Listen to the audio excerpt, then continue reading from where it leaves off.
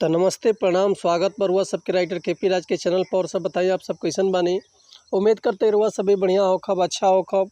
तो रउआ सबन खातिर ले के आ गइल बानी जबरदस्त मैटर भोजपुरी ट्रैक पर भोजपुरी बेवफाई संग।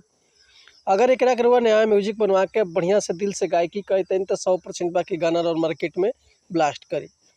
इससे पहले रउआ सबन से कहल चाहब कि अगर रउआ गायकी में इंटरेस्ट बा, गायकी में कदम रखले बानी, गायकी रउआ के पसंद बा, आरुआ के बढ़िया बढ़िया मैटर नहीं मिलत, बढ़िया गाना नहीं मिलत, बढ़िया तुकबंदी नहीं मिलत, बढ़िया से म्यूजिक नहीं मिल पावत, बढ़िया से रुआ गा नहीं पावत, तो अगर हमारा चैनल पर वो आ गए तो रुआ सबके निराश भैया के जरूरत नहीं है। काहे से कि रुआ सब खातिर हम हर एक प्रकार के सॉन्ग लिखिले, हिंदी होके चाहे भोजपुरी होके, चाहे रुआ कोनो भी ट्रैक पर भोजपुरी गाना लिखवा सकिले। ऑर्केस्ट्रा सॉन्ग, लव सॉन्ग, बेवफाई सॉन्ग, पूर्वी, निर्गुण, भजन, लोकगीत, लयदारी, रंगदारी, जातिवाद सॉन्ग, चाहे बोलबम के गाना, चाहे विवाह गीत, चाहे विदाई गीत, चाहे वो अपना मनपसंद के कोनो भी गाना लिखवा सकिले, वो बिल्कुल उचित चार्ज पर। तो ऐसे कहल चाहब कि रुआ अगर हमारा चैनल पर नया बने, चैनल पर पहला बार आइल बनी तो चैनल के लाइक कर दी, सब्सक्राइब कर दी और बेल आइकन प्रेस कर दी ताकि कोनो वीडियो अपलोड करी तो सबसे पहले नोटिफिकेशन रुआ सबन के मिले। अगर वीडियो रुआ सबके अच्छा लगा तो एगो प्यारा से कमेंट कर दी। चलिए देर न करते हुए आज के मैटर देखल जाए कैसे बा, का एक लय बा, का एक धुन बा, रुआ सबन के हम गा के बताओ। तो उम्मीद करते रुआ सबके बेहद पसंद आई। आज से बहुत पुराना एगो खेसारी लाल यादव के गाना ही रहे, बहुत पुराना गाना रहे, शुरू में गोलल है गोड़ऊ के गाना रहे। वही में वो गाना रहे भैया कि रे दुनिया कवन किनारे लागी, रे दुनिया कवन किनारे लागी। यही ट्रैक पर हुआ सबन खातिर लेके आ गए बने बिल्कुल ज़बरदस्त प्रेमी प्रेमिका के बेवफाई संग दर्द भरा।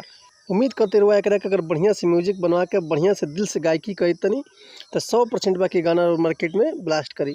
तो चलिए देखिए गाना कैसे बा। फीमेल मैटर भैया कि रे पागला छोड़ बहिया अब जाई, रे पागला छोड़ बहिया अब जाई, हो तो बस गाई डोली हमरे आई, हो तो बस गाई डोली हमरे आई, जोते अब हम के भुलाई, रे पागला छोड़ बहिया अब जाई, रे पागला छोड़ बहिया अब जाई, हो तो बस गाई डोली हमरे आई, हो तो बस गाई डोली हमरे आई, जोते अब हम के भुलाई, रे पागला छोड़ बहिया अब जाई, रे पागला छोड़ बहिया अब जाई।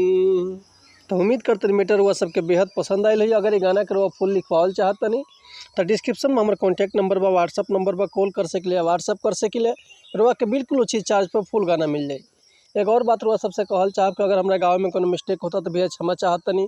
ऐसे कि हम गायक तो ना ही रुआ सबन के खाली बता सकिले, समझा सकिले, ये रुआ ऊपर डिपेंड करते रहो, जितना बढ़िया से गायकी करब उतना बढ़िया से गाना और मार्केट में ब्लास्ट करी। तो चलिए मिलते हैं नेक्स्ट वीडियो में कुछ नया गाना, कुछ नया धुन, कुछ नया कंपोजिशन लेके। तब तक ले रुआ सब सहमति चाहता नहीं। अगर रुआ कोनो भी तरह के म्यूजिक भी बनवाल चाहते हैं तो बेहिचक कॉल या व्हाट्सअप कर सकता नहीं। हमारा कॉन्टैक्ट नंबर बा 8178244875 और व्हाट्सअप के भी नंबर यह बा 8178244875। तो रुआ कॉल या व्हाट्सअप कर सकते हैं। तो मिलते हैं नेक्स्ट वीडियो में, तब तक ले रुआ सब सहमति चाहते हैं। नमस्कार, प्रणाम, जय हिंद, जय भारत, जय भोजपुरी समाज, हर हर महादेव।